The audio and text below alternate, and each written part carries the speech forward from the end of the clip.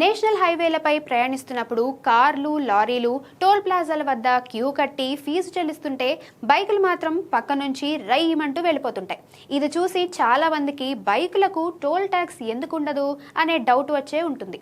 దీని వెనుక ప్రధానంగా నేషనల్ హైవే టోల్ రూల్స్ 2008 అనే చట్టం ఉంది. ఈ నిబంధన ప్రకారం ద్విచక్ర వాహనాలకు టోల్ ఫీజు నుండి పూర్తి మినహాయింపు ఇచ్చారు. నిజానికి టోల్ అనేది రోడ్డుపై వాహనం కలిగించే ఒత్తిడి, అరుగుదల ఆధారంగా వసూలు చేస్తారు. భారీ వాహనాలతో పోల్చితే బైక్ బరువు చాలా తక్కువ. దీనివల్ల రోడ్లు అస్సలు దెబ్బతినవు.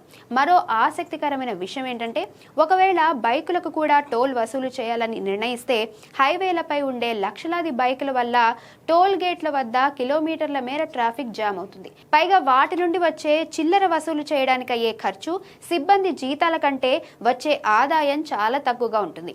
అందుకే ఇది ప్రభుత్వానికి ఏమాత్రం గిట్టుబాటు కాదు. వీటన్నింటికీ మించి మన దేశంలో మధ్యతరగతి ప్రజలకు బైక్ అనేది ప్రధాన రవాణా సాధనం. వారిపై అదనపు భారం పడకూడదనే ఉద్దేశంతో ప్రభుత్వం ఈ వెసులుబాటు కల్పించింది.